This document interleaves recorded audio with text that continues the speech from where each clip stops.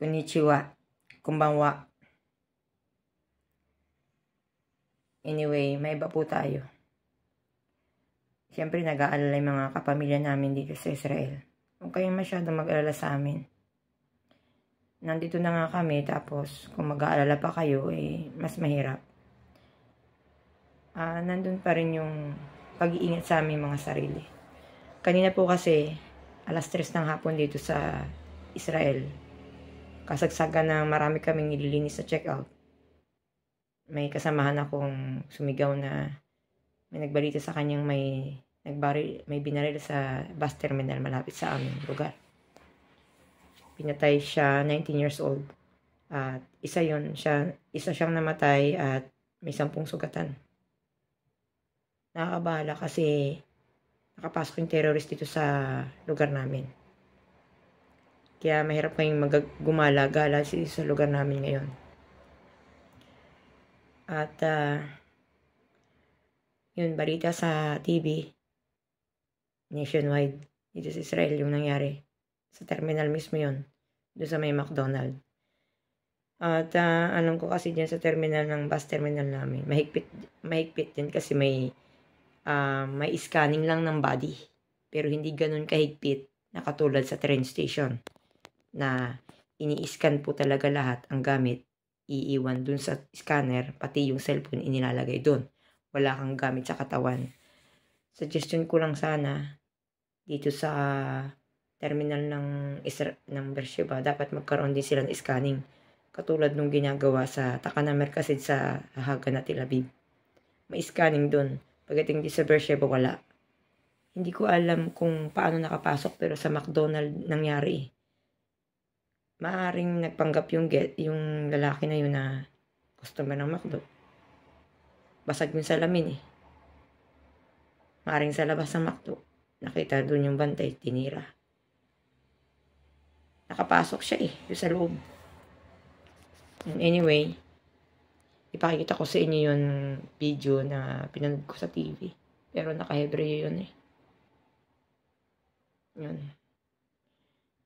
Yung ginagawa kong pag-alagala, nakakarating ako dun eh. Sa may lugar na, bago doon sa terminal na yun. Tawid kalsada dun sa pinagbidyohan ko ng mga bulaklak. Pero malayo lang yung konti. Siguro mga 3 minutes walking distance. Doon na, sa terminal. Yun. Yung pala ibig sabihin ng pink blossom. Simbolo ng mga babae. Kaya mag-ingat ang mga girls. Rest in peace dun sa namatay. Isa siyang bayani. Anyway, panoorin niyo po ito. Bago ko ipakita yan, please click like, subscribe, and click the notification bell para patuloy niyo masubaybayan ang totoo naming buhay dito sa Israel. At ipatuloy po kayong manalangin para sa bansang Israel. Dahil para saan pa ang paniniwala natin sa Diyos kung magwawagi ang demonyo? Gusto nilang subukin ng Israel. Sa Diyos ito. Kaya huwag kayong matakot. Nasa lugar kami ng Panginoon. Please watch this.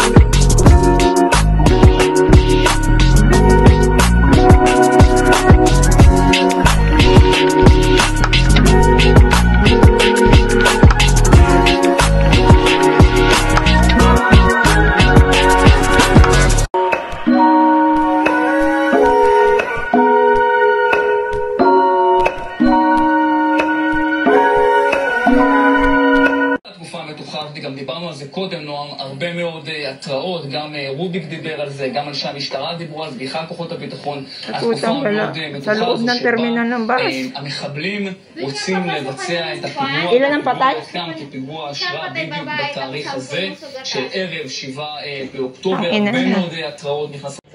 2 מהם נפצעו באורח קשה, 4 באורח בינוני והיתר פצועים קל ונפגעי חרדה. המשטרה הוציאה הערב צו איסור פרסום על כל פרטי החקירה. תחזרה אלייך. רפואה שלמה, תודה רבה. מילן היסטוריה של מחבלים, כמו שאומרים פה קרדיט, אתה עם פרטים נוספים על זהות המחבל. כן, המחבל הוא אחמד סעיד סלימאן אל-עוקבי, בן 29, תושב חורה, בעל עבר פלילי. לא מקרה ראשון במשפחה המורחבת, משפחת עוקבי, אחד מקרוביו, מוהנד חליל עוקבי, הוא מבצע את פיגוע הרצח בתחנה המרכזית ב-7 באוקטובר 2015 ורוצח חייל. קרוב אחר, אוסאמה עוקבי, נעצר רק בפברואר השנה לאחר שהוא מקיים קשרים עם סאלח ארורי, לא אחר, עם סאלח ארורי בטורקיה. בהמשך כמובן אתם זוכרים, סאלח ארורי מחוסל בדחיה, וזה כדי להעביר כסף לחמאס לחפירת מנהרות ברצועה. עוד מחורה, ב-2022 אנחנו זוכרים את הפיגוע של מוחמד אבו אלקיעאן.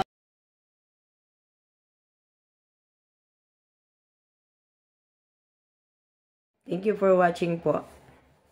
At maraming salamat sa patuloy niyong pagsubaybay sa channel na ito. At sa totoo lang, hindi natin masisisi ang kahit sino. Ano naman mangyari sa amin dito, hindi pa rin kami pababayaan ng Panginoon. Kaya huwag kayong mag-alala. Patuloy pa rin kami magtatrabaho hanggat patuloy at kaya pa. Pero kung may command na talagang kailangan lumikas lahat ng Pilipino, bakit hindi naman uuwi? Iba sa ngayon, wala pa naman po. Pero kailangan pa rin naming mag-prepare. At panoorin niyo po ako dun sa ngayong kasunod na vlog. At ikikwento ko sa inyo yung nangyari noong nakaraang pag-atake ng Iran sa Israel. Thank you for watching. Bye-bye.